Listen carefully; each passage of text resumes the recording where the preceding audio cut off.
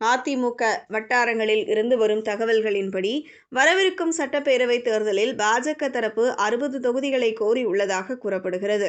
அதிலும் பழனி, காஞ்சிபுரம், திருத்தணி, ஸ்ரீரங்கம் உள்ளிட்ட முக்கிய கோவில் நகரங்கள் அடங்கிய தொகுதிகளின் பட்டியலை பாஜக தரப்பு முன்வைத்துள்ளதாகவும் தகவல்கள் வெளியாகியுள்ளன. இந்த கோரிக்கை அதிமுக தலைமையை அதிர்ச்சியில் ஆழ்த்தியுள்ளதாக சொல்லப்படுகிறது.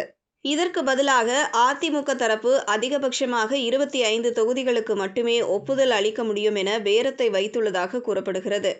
இந்த நிலையில் பாஜக மட்டுமல்லாமல் தேமுதிகவும் அதிக இடங்களை எதிர்பார்த்து வருவதால் கூட்டணி பேச்சுவார்த்தை அடுத்த கட்டத்திற்கு நகர முடியாமல் தடைபெற்றுள்ளதாக அதிமுக வட்டாரங்கள் தெரிவிக்கின்றன.